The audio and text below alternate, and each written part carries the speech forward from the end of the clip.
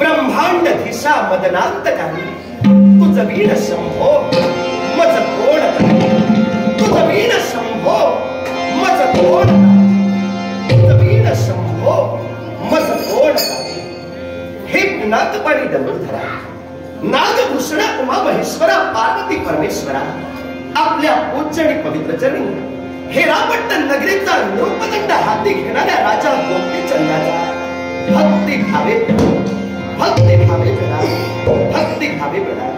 भगवत उषट कालानं आदित्य मंडळाला जन्म दिला पूर्व क्षितिज ते गुलाल उधळला रमण रंगानं रंगीत झाला पक्षी राजांच्या मधुर गुंजनाचे स्वर कानी पडले निद्रावीर असणारा आमचा मानवी देह आम्ही आमच्या स्वाधीन करून घेतला ज्या इष्ट देवतेची एकनिष्ठतेनं उपासना राजा गोपीचंदाने केली अशा शिव मंदिरात आम्ही आमची पावलं वळवली पार्वती परमेश्वराचा शुभमंगल आशीर्वाद प्राप्त करून घेतला आणि तदनंतर या राज दरबाराच्या दिशेला मी प्रवेश करते जनताई जनार्दनाच्या मुखातून निघाली राजा गोपीचंद मंदिरची जय जय गोपी माहेश्वरी कर्णांची तृषा शांत झाली भगवंत मी परिपूर्णरित्या जाणतोय तुझी सत्तेने वेदांशी बोलणे सूर्याशी चालणे तुझी आवडे मेघाने वर्षावे पर्वते बैसावे वायूने विचरावे सत्ते तुझे तुझ्या इच्छेशिवाय या विश्वात वृक्षाचं पर्णही हलू शकत नाही अथवा धुळीचा कणही उडू शकत नाही तुझ्या नामस्मरणा योगे दगडाची नाव सुद्धा पाण्यावरून तरंगून गेली रगरगत्या अग्नीच्या पठारावर शेत पिकू लागली ते तुझं दैवी प्राबल्य ते तुझे दैवी गुणगान ते तुझं दैवी स्वरूप मी एक सर्वसामान्य पामर काय बनणार तरी सुद्धा बालपणापासून देवा तुझ्या नावाची गोडी माझ्या अंतर मनाला लागावी आणि हेरापट्टण नगरीचा मी राजा जरी असलो तरी मनाचा दृढ निर्धार राजा गोपीचंदाने करावा राजप्रासादी आल्यानंतर इष्ट देवतेचं स्मरण केल्याशिवाय हेरापट्टण नगरीचा या राजप्रासादी मी राजा सुद्धा कधी अधिष्ठित झालो नाही आणि म्हणून देवा तुझ्या पवित्र चरणाकडे माझं एकच मागणं आहे माझी अबाल जनता सदैव सुखी आणि समाधानी राहावी एवढी तुझ्या पवित्र पदकमली राजा गोपीचंदाची सविनय प्रार्थना सविनय प्रार्थना सविनय प्रार्थना मानवतेला जय सुख मिळे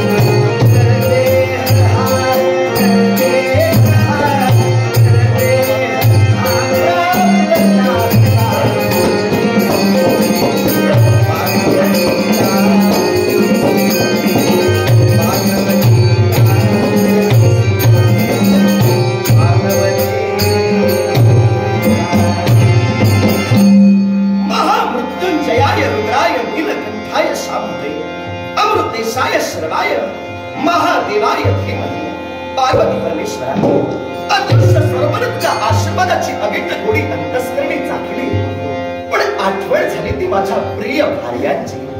याच्या मुळाशी असणारं कारण लाखांचा संसार गोपीचंदानं निश्चितच ग्राह्य मानला. लाखांच्या संसारासाठी आजपर्यंत गोपीचंद एक राजा म्हणून निश्चितच झटला, पण त्याचबरोबर क्षणाक्षणाला आठवण होते ती माझ्या स्वतःच्या संसाराची. माझ्या प्रिय भार्यांच्या खऱ्याअर्थानं आनंदाचा क्षण म्हणजे राजा गोपीचंदाचा स्नान सोहळा. माझ्या प्रिय भार्या स्नानगृहात आपल्या पतिमय परमेश्वराला मंगल स्नान घालण्याच्या उद्देशानं आनंदात उभा असतो. तेव्हा लाखांचे संसार सांभाळणारा राजा गोपीचंद स्वतःच्या संसारात कुठेही कमी पडलाय म्हणून ठरला निर्धार आजचा राज दरबार इथं स्थगित करावा आणि मानवांकरांच्या अनुमतीनं माझ्या प्रिय भार्यांची इच्छा परिपूर्ण करण्यासाठी निघाला आहे. माझ्या भार्यांचे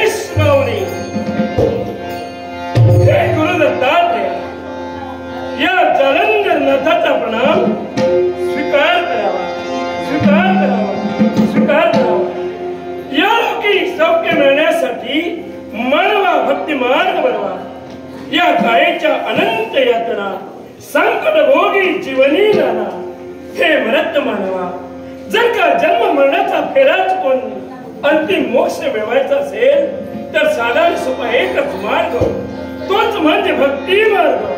भक्ती मुक्ती नाही, मुक्ती आनंद नाही. औषध सांगण्यासाठी आम्ही रवण करतो. नवनाथ रूपानं आम्ही उत्तीर्ण झालो. ज्यावेळी द्वापार संपूर्ण झालो, द्वापार युगाच्या अंत्याने कलियुगाच्या प्रारंभी आम्हाला नवनारायणाला गोपाळ कृष्णानं द्वारकेच्या अधिकारी बोलविलं आणि त्याच वेळी आमच्या माथी जबाबदारी देण्यात आली. आणि ती कोणती असेल? यापुढं हे द्वापार संपलं जाईल, कलियुगाची स्थापना होईल, कलियुगाला प्रारंभ होईल. कलियुग म्हणजे कलिदेवाचं युग. मग ज्यावेळी कलियुगाला प्रारंभ होणार आहे त्यावेळी अधर्म अत्याचार बळावला जाईल. कुणी कुणाला ओळखेल असा होईल. भक्ती मार्गाचे द्वार बंद होतील आणि ते होऊ नये. भक्तांना भक्ती करावी, भक्त सतीच राहावी. आणि यासाठीच तुम्ही नवनारायणी नवनाथ रूपानं पृथ्वी तलावर जावं आणि भक्तीचा प्रसार करावा. ही गोपाळ कृष्णाची आज्ञा मान्य करून आम्ही नवनाथांनी नव रूपानं या भूतलावर अवतीर्ण होण्यासाठी सिद्ध झालो. त्याचप्रमाणे नवनाथातील अंतरिक्ष नारायण हा चरण जय लक्ष्मीरंजन या विश्वाच्या पाठीवर भवंती गणपती कशासाठी असेल तर मनुष्य जनाच्या उद्धारासाठी. मी एकदाच नव्हे माझा आत्मा शिष्य आज ज्याला पूर्णत्वाची प्राप्ती करून देण्यात आले आणि तोच माझा पट्टा शिष्य म्हणजे काळे होय. माझी प्रतीक्षा त्या माझा तारीपाची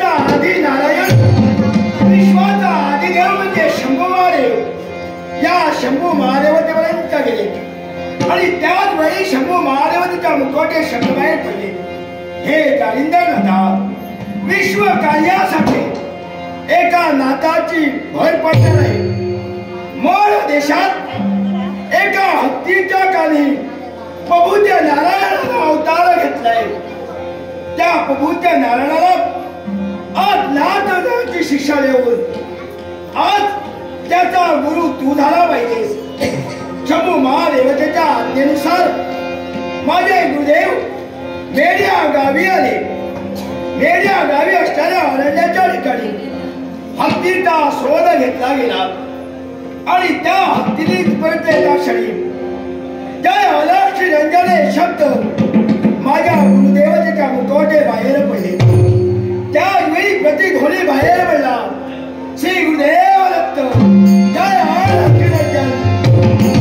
माझे गुरुदेव जालिंदर नाथानं आपल्या नाथ संप्रदायाच्या योगे करून त्या हत्तीच्या कानातून मला आनंदात बाहेर पडले. हत्तीच्या कानातून मला जन्म झाला म्हणून कानिक नादी संज्ञेला प्राप्त करून दे आणि माझा जन्म कशासाठी झाला हे ज्ञान मला दे. त्यावेळी गुरुदेवतेच्या मुखोटे शब्दबाहेर पडले ते मला अजूनही आठवत आहे. बाळ कानिपाक, अरे मानव जाती तुझा जन्म झाला, मानव जाती नाशिवंत झाला. भयान रूपी अंधकारात मानवाचा जन्म होतो व ज्ञानाचा भवसागर जर का मानवाला प्राप्त झाला पाहिजे असेल तर प्रत्येक मानवानं केवळा दुर्वा प्राप्त केला पाहिजे. हे शब्द मी ऐकता क्षणी त्या दिनापासून त्या कानिपानं माझे गुरुदेव म्हणजे जालिंदर नाथांचे चरण धरले. सर्व विद्येने पारंगत झालो त्यांच्यामुळे आणि सर्व नाथांची विद्या त्यांनी मला शिकविली. त्या सामर्षीनं सामरी विद्या निर्माण केली. त्या सामरी विद्येवर कवित्व कसं करावं आणि त्या सामरी विद्येच्या जोरावर भक्तीचा प्रसार करावा ही विद्या मी शिकली.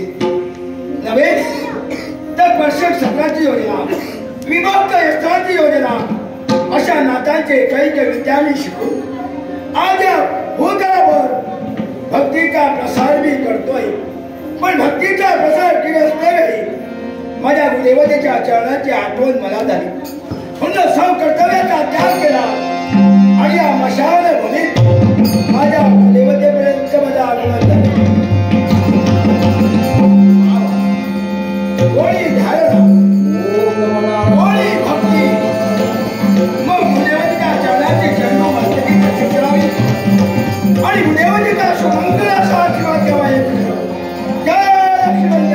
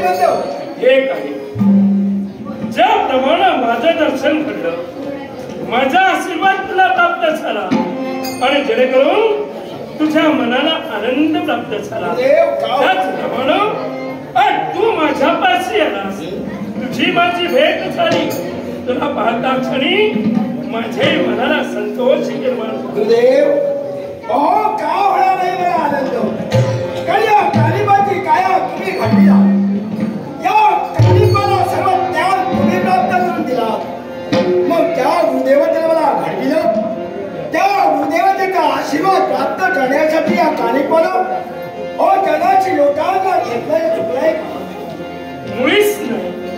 अरे ज्यानं माझं शिष्यत्व पत्करलं, गुरुर ब्रह्मा गुरुर विष्णू गुरुर देव महेश, आतापर्यंत ब्रह्मा विष्णू आणि महेश या त्रय देवतांना माझ्यातून पाहिलंस. एवढंच नव्हे तर आतापर्यंत जो जो बोध मी तुला केला, जी जी शिक्षा मी तुला दिली, ती तू ग्रहण केलीस आणि त्या प्रत्येक शिष्य तू उत्तीर्ण झालास. गुरुदेव, नव नारायणाचं कर्तव्य नव नामच्या स्वरूपाने प्रगट होऊन मोक्ष आणि त्याच्या उद्धारासाठी घडावं. बरोबर. मोक्ष ज्ञानाच्या उद्धारासाठी आम्ही अर्थातच नव्हे तर पाषाणरूपी देवतावर मानवाची सत्ता कायम सोपी राहावी. सत्य जोपासून हवं, अधर्माचा नाश व्हावा, कधी छायेपासून मानवाची सुटका व्हावी याच्यासाठी आम्ही नव नारायण नव नाथ या स्वरूपाने प्रगटवून बरोबर या विश्वात भक्तीचा प्रसार करतो. पण आज मी भक्तीचा प्रसार करतो याच्या मुळाशी कारण आपला मी कारण तुम्ही मला घडविला. तुम्ही जर का मला त्याग प्राप्त करून दिला नसता तर हे कार्य माझ्यातून घडलंच नसतं. पूर्णत्वाचा आशीर्वाद म्हणजे सुंदर दत्तात्रय, या दत्तात्रयाचा आशीर्वाद तुम्ही मला प्राप्त करून दिला म्हणून मी पूर्ण घडलो. हे कार्य जे कर्तव्य माझ्या हाती दिलं गेलं त्या कर्तव्याला अनुसरून आज तुझं जीवन मला घडवायचं होतं आणि त्याचप्रमाणे मी तुझं जीवन घडविलं. आणि नवनाथ या विश्वाची विनंती कशासाठी करतो तर या मनुष्यजनांच्या उद्धारासाठी जगदोद्धार साधायचा आहे. अर्थात देवतावरील मानवाची श्रद्धा ढळू नये हीच आमची इच्छा आहे. आणि जे देवताने दिलेलं कर्तव्य ते आम्हाला कधीही पुरवता येणार नाही. पण गुरुदेव, मी तुमच्याबरोबर बोलतो, तुम्ही आमच्याबरोबर बोलता, पण माझं मन मात्र विकारी बनलंय. कारण गुरुदेव तुमची शिकवण आहे आम्हा नाथांना माणसाला ओळखायला यावं.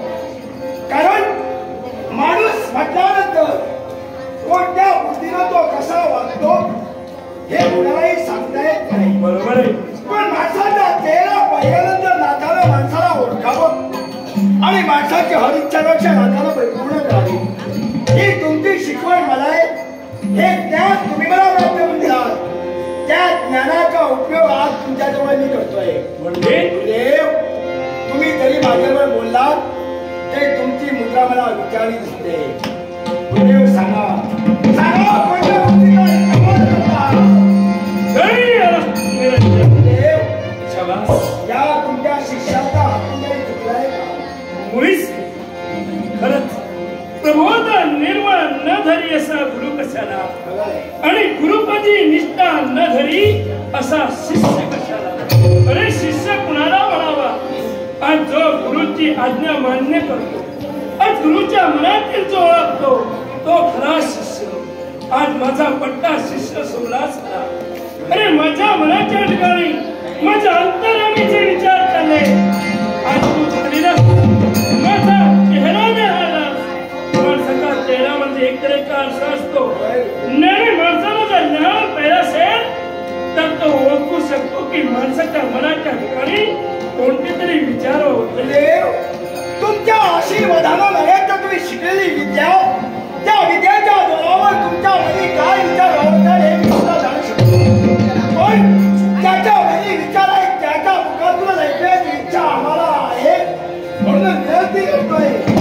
अशा विचारात तुम्ही डुबून गेला. तू मला प्रश्न विचारू नयेस आणि त्या प्रश्नाचं उत्तर मी तुला करू. गुरुदेव, कोणत्या शब्दाला मुखातून बाहेर पडताय? तुम्हाला मी प्रश्न विचारू नये, पण आता पर्यंत वेळोवेळी पदोपदी हर प्रश्नाची उत्तर तुम्ही मला दिला. किती गहन प्रश्न दिले असला तरी या काणीपणा तुम्ही अंधारात केव्हाही ठेवला नाही. मग असं असताना आजच या काणीपाचं जीवन अंधारात का ठेवता? अरे ज्याप्रमाणे अंधकाराचा नाश करण्यासाठी सूर्यनारायण प्रत्येक दिवशी उगवला जातोय आणि या विश्वाच्या ठिकाणी प्रकाशमय होऊन हे विश्व उजळीत करतोय, त्याचप्रमाणे ज्ञानरूपी भवसागरा तुझा जीवन लोटण्यासाठी हा जरंग तत्पर झाला. मग तुझ्या जीवनात कधी अंदाज ठेवला नाही. मग देव विनंती आहे माझी, अशा कोणत्या महान विचारात तुम्ही डुबून गेलात जेणेकरून तुम्ही मला कथा न करून माझं मन तुम्ही शांत करावं, शांत करावं. तू प्रश्नांचा भडीमार माझ्यावर करतोय. का करू नये? प्रत्येक प्रश्न तुझा टाकतोयस पण मी तुला उत्तर देत नाहीये. तुम्ही माझे गुरुदेवा आणि याला सुद्धा कारण आहे. जर का ते मी तुला कथन केलं असेल तर तू तुझा राहणार नाहीस. मी माझा राहणार नाही गुरुदेव. आता विद्या शिकण्यासाठी तुम्ही हर प्रसंगाला मी तोंड दिलं. अहो नको नको ती परीक्षा तुम्ही माझी घेतलात, पण प्रत्येक परीक्षेला तोंड घेऊन तुमच्या नजरेतले कोणत्या शिष्य म्हणून ठरला गेलो. मग असं असताना आता तुम्ही संशयित का बोलता? याला सुद्धा कारण आहे. अरे माझ्या मनातील विचार तुझा जाणला असेल तर तुझ्या हृदयाच्या तुकडे तुकडे होतील. काय घडलंय सांगा देव, सांगा म्हणतोय. आतापर्यंत असं काय घडलं गेलं तुमच्या जीवनात जेणेकरून तुम्ही मला लपवून ठेवता? तुम्ही तुमच्या वेळाचे विचार आणि मला कदर करत आहात. अरे जर का माझ्या मनातील विचार जर ऐकले असतील तर तू नाही माझ्या मुखावरील शब्दस्तर. कारण आतापर्यंत ज्या माझ्या शिष्यानं माझा एक एक शब्द हाताच्या घोडाप्रमाणे ठेवला. जी जी कसोटी मी घेतली त्याच्या कसोटीत उत्तीर्णच झाला. तो माझा कानी. अरे तू बैस तो कोसळला जाशील. गुरुदेव ठाम निर्णय घेतलाय मी. कारण तुम्हीच मला घडविला आहात. आज तुमच्या मनातील विचार ऐकून जर का हा काली तुमच्या समान कोसळला असेल तर माझी बलदेवता मला सांगताय कोसळलेला काली बघा. तुम्ही आमच्या नावी उठवून बसाल एवढा आत्मविश्वास माझा असल्या कारण तुमच्या मनात या काली बघायला एवढा तुझा जर आत्मबळ असेल राही कर्ण सुख झाले माझे विचार ऐकण्यासाठी. हे गाणी आज मृदू असणारं तुझं हृदय हे पाषाणाप्रमाणे कठोर कर आणि माझ्या मुखातून निघणारे हे शब्द माझ्या मनातील विचार कोणते असतील तर होणारी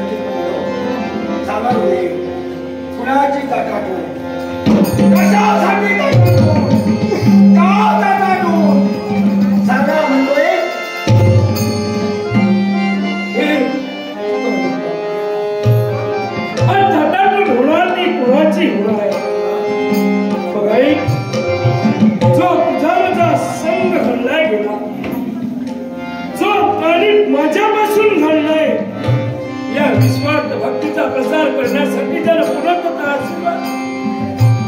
जालंधर गुरुला ज्याला मिळवून दिला त्या गुरु शिष्याची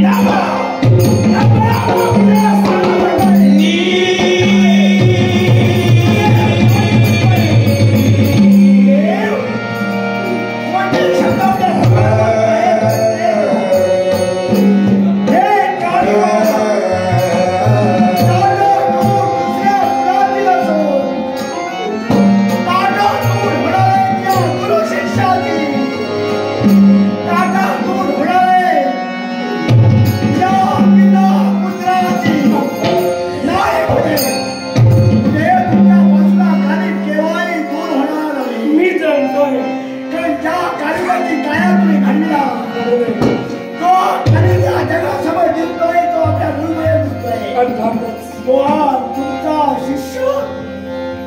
तुमच्यापासून दूर होणार की काय हो? मुळीच नाही गुरुदेव, मुळीच नाही. प्रथमच तुला सांगितलं होतं. अरे माझ्या मुखातील शब्द ऐकण्यास क्षणी तू भूमीवर कोसळला जाशील. तुझ्या हृदयाच्या निकरा होतील. म्हणून मी माझ्या मनातील विचार माझ्या मनावर तुमच्या शब्दांना आकाश फाटल्याचा मान मने मने होतोय. पण गुरुदेव तुमच्या शब्दाला धडे घाला. तुम्हाला की गावाचा बाज होऊ नका. गुरुदेव तुमच्या शब्दाला पाया पडल्या ठेवा. गावाला वर करून जाते. गुरुदेव सहज तुम्ही बोलून मोके झाला. आज पण तुझ्या गुरुशिष्याची घटना गुरुदेव मला एक सांगा. काय आतापर्यंत देवाला घडविला. तुम्ही माझी काया या विश्वासमोर दाखविला. मग असं असताना आजच निर्णय काढून घेतला. याला सुद्धा कारण आहे. आतापर्यंत विश्वाच्या पाठीवर भक्तीचा प्रसार करण्यासाठी आम्ही निघालो. आतापर्यंत एकत्र या विश्वाच्या पाठीवर आम्ही भक्तीचा प्रसार केला. पण यापुढं नाही. ज्याप्रमाणे यापूर्वी घडला गेलो त्याचप्रमाणे याही पुढे घडणार आहे. आणि ते सुद्धा तुझी माझी ताटातून स्वर्गाच्या ठिकाणी वास्तव्य करणारा मी नव नारायण. मानव जातीच्या उद्धारासाठी नव नाद्या सोपाने आविर्भूत झाला. आता तुम्हीच म्हणतात की कित्येक गुरु शिष्याची ताटातूट झाली या मानव जातीच्या उद्धारासाठी. गुरुदेव त्याच मानव जातीच्या उद्धारासाठी या गुरु शिष्याची ताटातूट होणार आहे. मला जन्म का कशासाठी झाला याचं ज्ञान आणि मी जर का मायापाशा जर का अडकलो असेल तर लाज रत्वाला तो कलंक आहे. ऋषभ नारायणाचा पुत्र प्रबुद्ध नारायण त्या प्रबुद्ध नारायणाचा जर का मायापाशा अडकला असेल तर त्या नाथ तत्वाला तो कलंक आहे. कारण नाथ तत्वाला माया व्यर्थ आहे. नाही मी नाथ तत्वाला कलंक लावला. गुरुदेव त्याच्याप्रमाणे तुम्ही सांगा त्याच्याप्रमाणे मी ऐकणार आहे. पण गुरुदेव लहान थोडी मुलागास घेतोय. बोल क्षमा असावी. गुरुदेव ही जी ताकद गुरु शिष्याची आहे ही कायम स्वरूपाची आहे की गुरुदेव सांगा नाही. आपली तरतूद होणारच आहे जे संशय नाही. पण ही जी तरतूद आहे ती कायमस्वरूपी नाही. 12 वर्षाच्या कालावधीनंतर तुझी माझी पुरस्य बंधिका या ठिकाणी होईल. 12 वर्षाचा प्रदीर्घ काळ मी माझ्या जीवनात घातला. तो प्रदीर्घ काळ 12 वर्षानंतर या गुरु शिष्याचे घातले. याच वर्षामध्ये याच ठिकाणी हीच तुझी खरी कसोटी आहे. गुरुदेव आतापर्यंत ज्याप्रमाणे कसोटी घेतली गेली तीच कसोटी याही पुढे आहे अशी समज. गुरुदेव ऐका. 12 वर्षाचा अवधी तुम्ही मला दिला. पण 12 वर्षात जर का मी 12 वर्षात भक्तीचा प्रसार करणार आहे.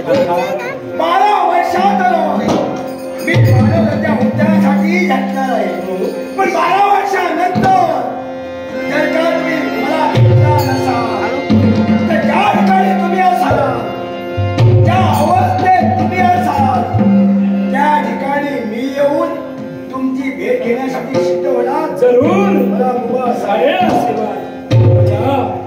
या पुढे तुझा मार्ग वेगळा माझा मार्ग वेगळा.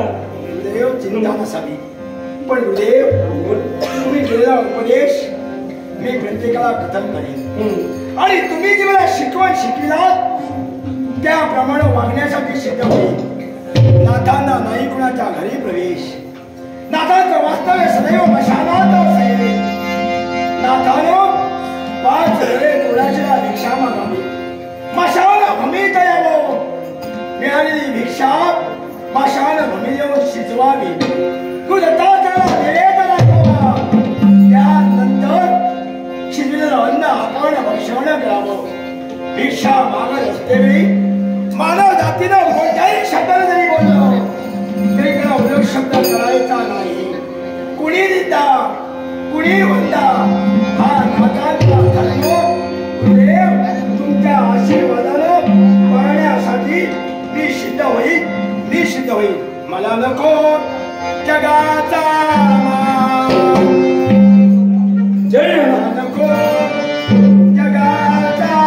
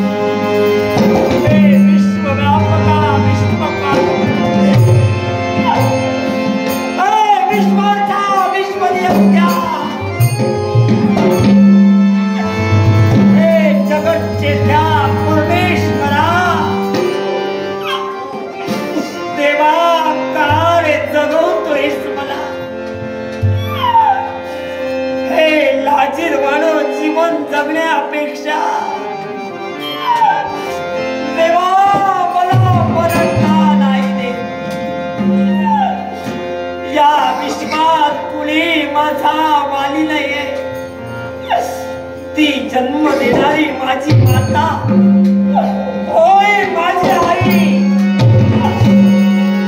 त्या आईला नाही मी कधी पाहिलं. ज्याच्या पुरुषार्थापासून माझा जन्म झाला, तो माझा बाप. त्या बापाचं तोंड नाही पाहिलं. पण या जगात पसरलेल्या या मानवरूपी समाजात या माझ्या आया बहिणींनी, या माझ्या मित्र बांधवांनी मला कधी तुच्छ नाही मानलं. आपल्या मुखातील घास माझ्या मुखात घातला. पण हे देवा, माणसाला सुख दुःखाची सांगड तू ठेवलीस, पण या मानवी कायेला सुख कितपत द्यावं, दुःख कितपत द्यावं, याला सुद्धा मेनामर्या नाही. देवा, प्रत्येकाच्या दारोदारी मी जातोय. पुढे मला त्या भिकाऱ्याला भीक मारा आणि माझं जीवन मी देवा जगतोय. हे नभो मंडळातील चंद्रधुळीय ताऱ्यांनो, हे निसर्गातील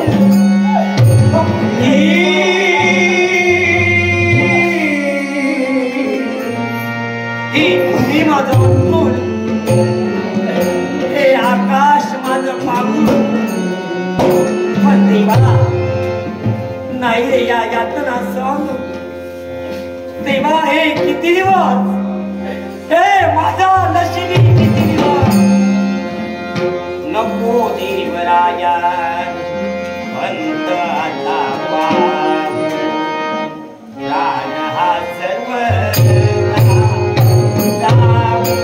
पाहे. नको देवराया अंत आता प्राण हा सर्व पाहे.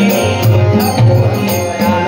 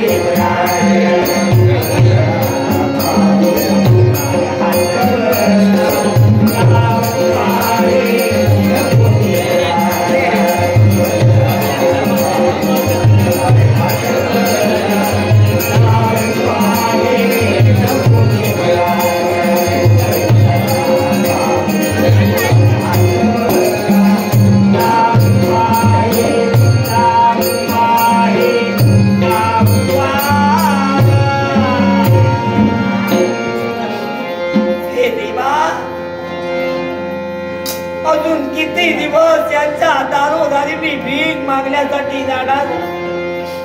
अरे बापरे, तो पहा समोरचा मार्ग,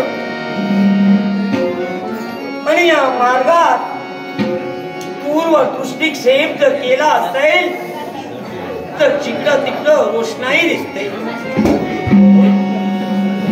मला वाटतं या मार्गाच्या लगतच एक भलमोठ राज्य आहे की काय?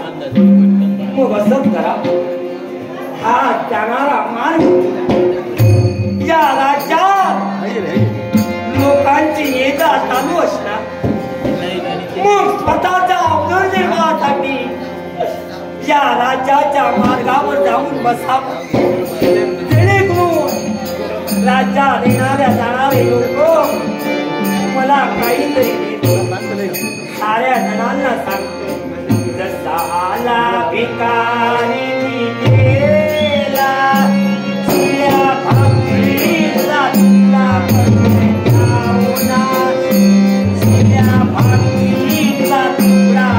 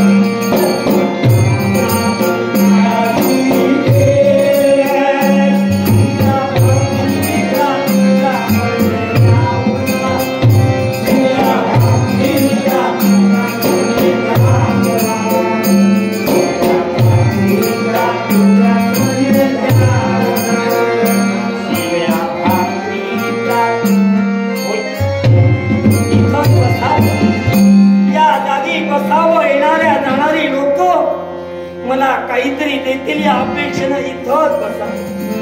हो, इथंच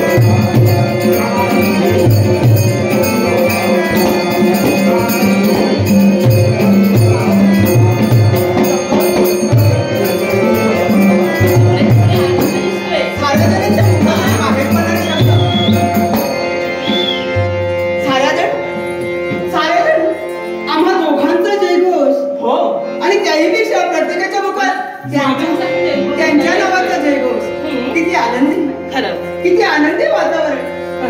ह्या जलतीत सारे जण तो जयघोष करताय याच्याही मुळाशी कारण आहे.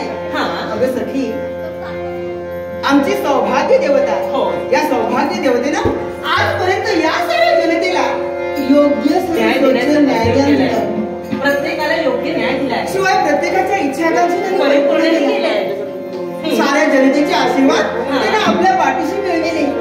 म्हणूनच आज प्रत्येकाच्या मुखात ह्यांच्या नावाचा जयघोष आवडतोय. ही तर परमेश्वराची कृपा आहे.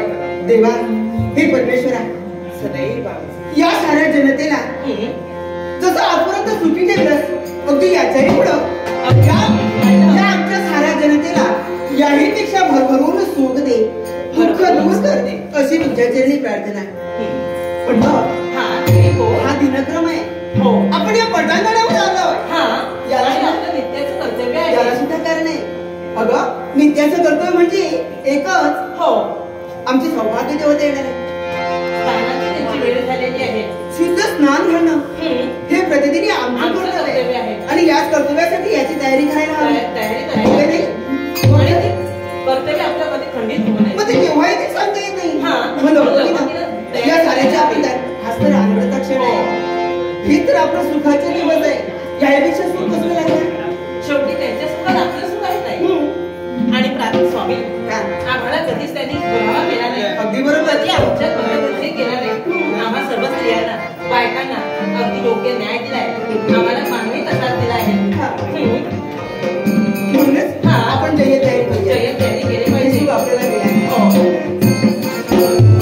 छान आनंद वाटतोय. प्रीतीच्या फुलावरी वसंत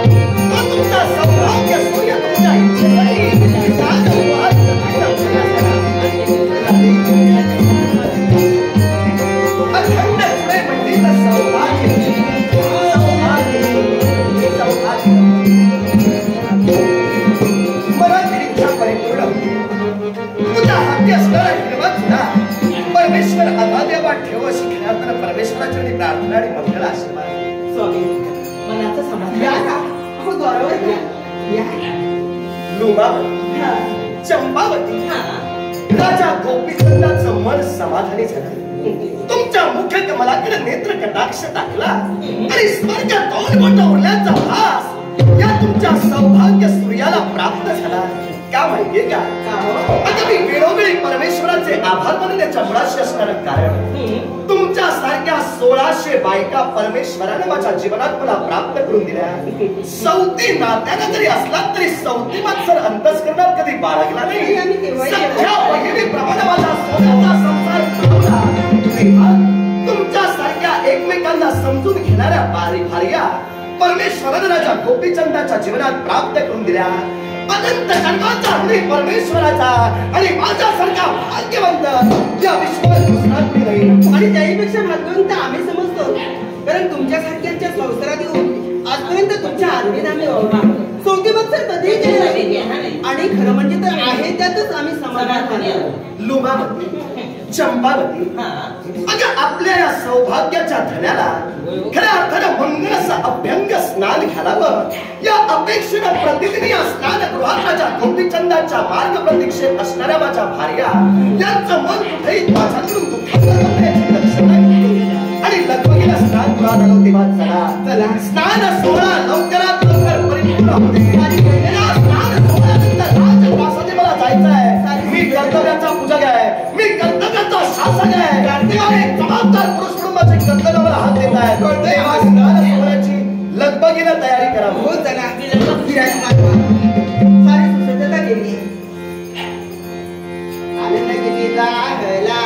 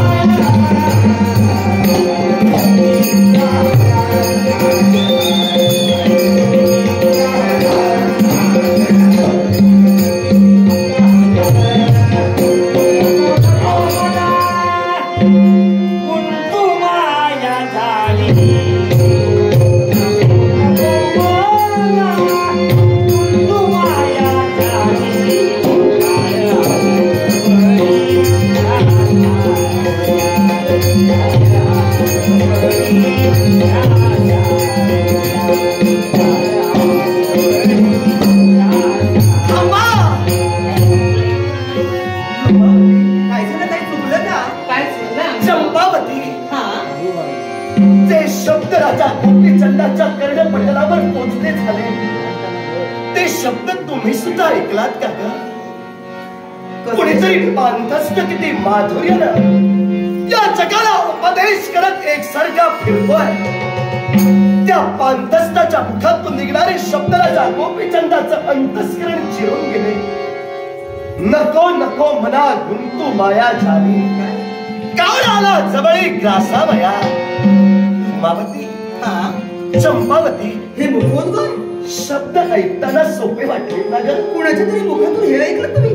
पण या सोप्या शब्दात ब्रह्मसृष्टीचं फार मोठं तत्व लपून गेल्याचा भास राजा गोपीचंदाच्या अंतःकरणात जगू लागला. थांबा, नाही हो.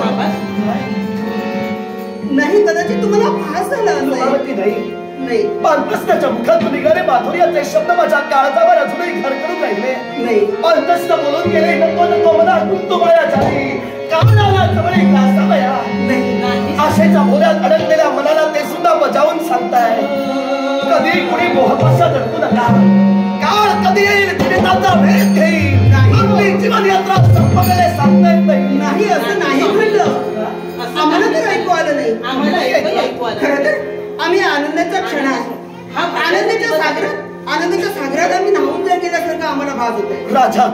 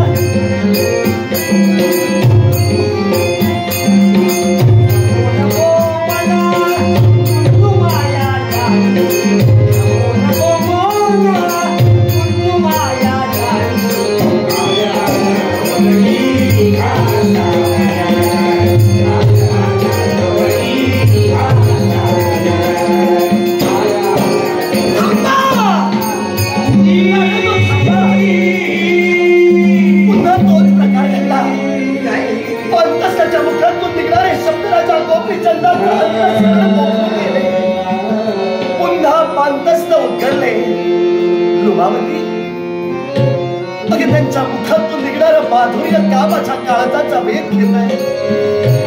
लुमावती अगं ते शब्द कामाच्या अंतःकरणात मुखातून निघणाऱ्या शब्दांचा भावार्थ काय तुम्हाला सांगू? नियती ही स्त्री नव्हे का?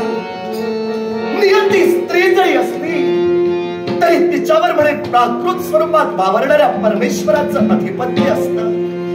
या प्राकृत स्वरूपात वावरणाऱ्या परमेश्वरानं नियतीरूपी स्त्रीला वचन दिलेलं आहे की मी तुझ्या कोणत्याही कार्यात हस्तक्षेप करणार नाही. म्हणून नियती जो न्याय करते आणि काळ जो कायदा आपल्या अंतःकरणात ग्राह्य मानतो तो नियतीचा न्याय आणि काळाचा कायदा देवाधिकाराही बदलता येत नाही. तिथं सामान्य मानवाची काय व्यथा? अगं पांतस्त्या हत्या उद्गरून गेले, काळाची बाव उडी पडेल बा जेव्हा, सोडविना तेव्हा माय बाप. माणसाचं जीवन संपविण्यासाठी अगदी कासवाच्या चालीनं प्रत्येक माणसाच्या जीवनाचा वेग घेण्यासाठी येणारा तो काळ, ज्यावेळी कुणी घेईल त्यावेळी कुणी कुणाचा राहणार नाही. जीवन माणसाचं शाश्वत आहे, पुत्र पत्नी अशाश्वत आहे. मग अशाश्वत विश्वास माणूस कुणासाठी झटतोय? नाही हो. राजा मोहपाशा झटतोय.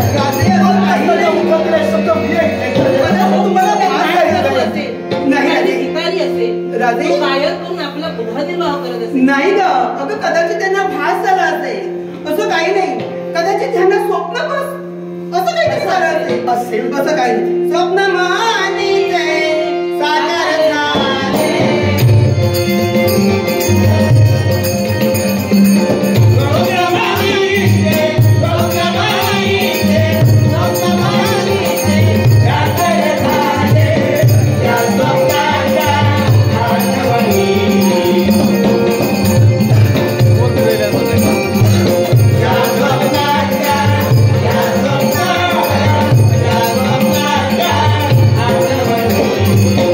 Yeah.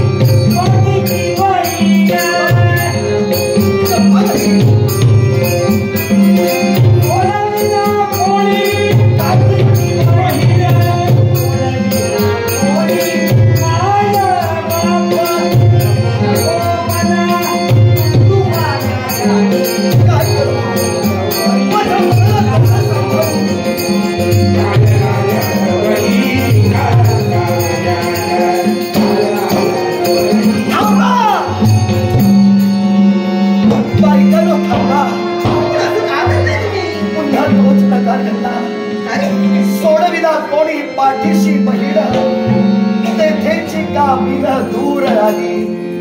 हे शब्द पुन्हा माझ्या कानापर्यंत पोचले झाले. हे तुम्हाला ऐकू येतं पण आम्हाला ऐकू येऊ नये. अमृताच्या सरी बरसाल्या. राजा गोपीचंद मांगल्यात धावून गेला.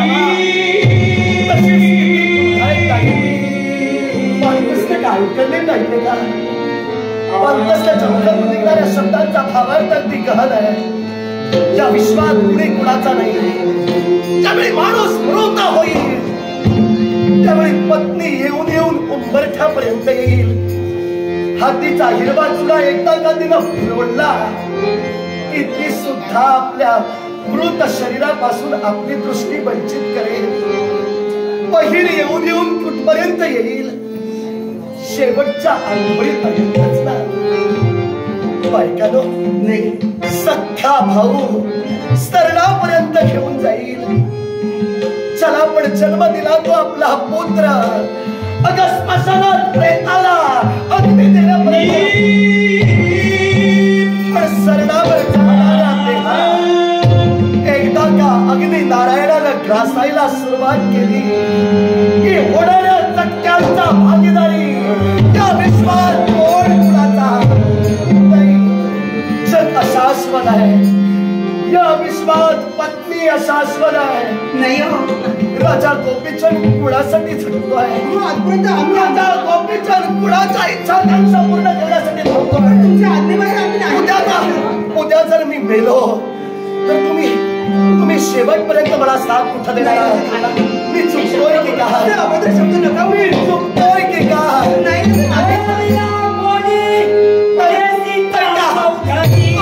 तुम्ही सुद्धा हा आवाज ऐका. हा आवाज आता तुम्ही सुद्धा ऐका.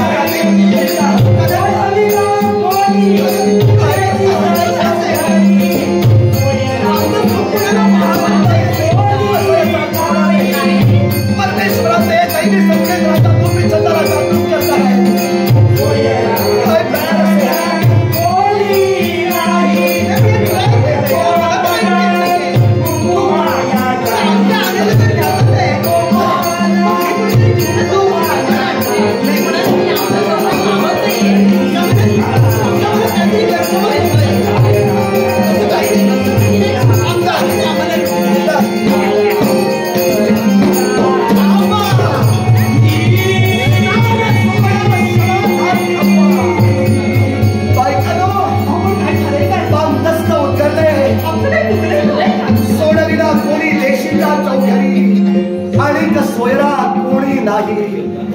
ज्यावेळी माणूस मृत होईल त्यावेळी प्रत्यक्षात परमेश्वर सुद्धा नाही तुम्हाला जिवंत करून तुमच्या इच्छाकांक्षा परिपूर्ण करण्यासाठी येणार आहे.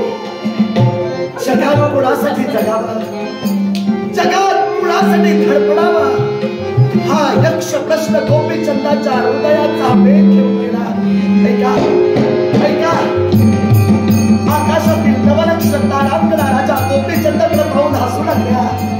गोपीचंद रे राजा आहेस तू तरी सुद्धा कसला बायकांच्या स्नानगृहाचा वेळ व्यक्त झाला. अरे प्रभू ते हसू लागले. देवदेवतांनी दाखली केली. तुम्हामध्ये पहा पिंगळा ओरडला. चंपावती पहा टिप्पी बोलते. टिप्पीला गोपीचंदाचं भविष्य माझ्याकडे पाहते. राजा गोपीचंदाला तुमच्या स्नानगृहात येऊन येऊन या बायकांच्या मोहात अडकून आपल्या जीवनाचा बराच वेळ व्यर्थ घालवला.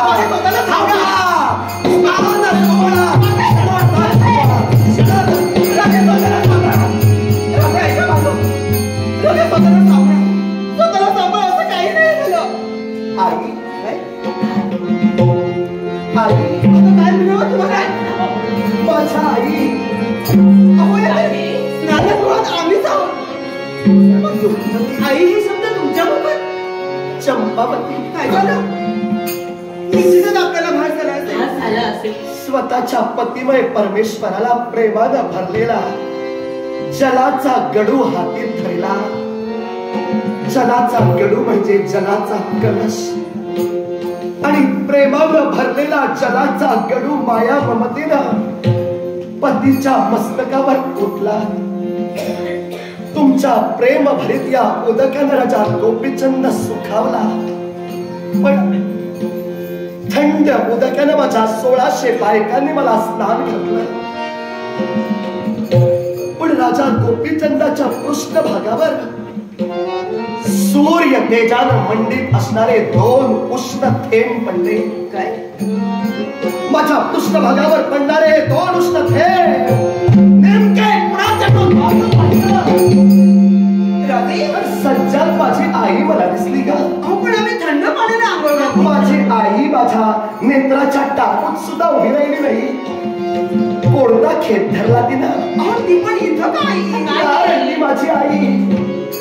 माझी आई स्नानगृहात नाही का? पण रडण्यासारखं काय आहे? माझी आई सज्जावर उभी राहून स्नान सोहळा पाहत होती.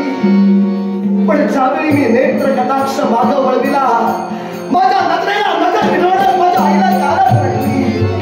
माझी आई कोणता खेळ कोणता दिवगंध घेऊन सज्जावरून दूर निघून गेली. नाही असं का होईल? माझी आई माझी आई दुःखी आहे. हेरापट्टण नगराचं वैभव राजा गोपीचंदाच्या पायाशी लोटांगण घेत आहे. तरी सुद्धा माझी आई का दुःख करते? हेरापट्टण नगराची राजमाता का स्फुरते?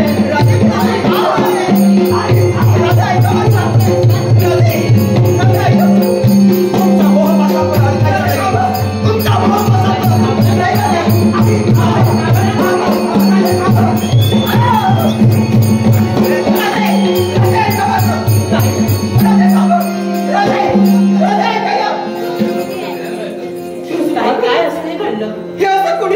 कोणी घडविलं असं? कोणी आमच्या संसाराला दृष्टी लावली?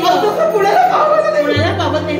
काय करावं आजपर्यंत असं कधी झालं नाही का? आज नको ते स्वामी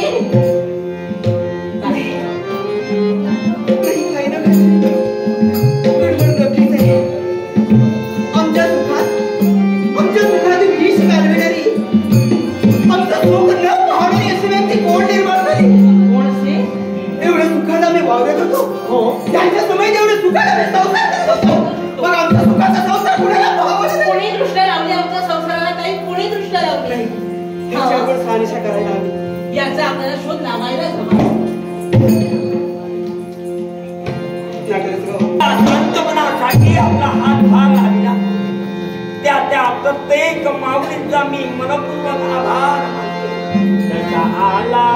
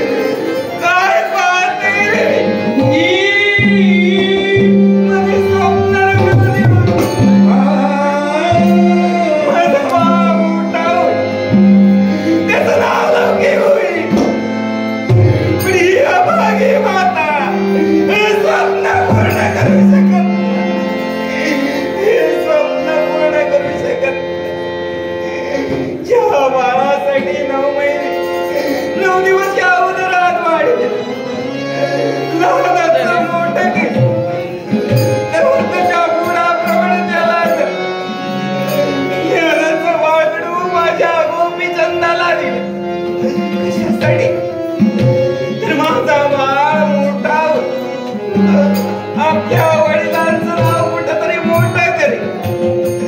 पण हा माझा बाळ या बायकांच्या मोजाला अडकलाय. या 1600 बायकांपेक्षा त्याला दुसरं काही सुचत नाही. प्रत्येक बायकोशी सुसंवाद साधत असतो.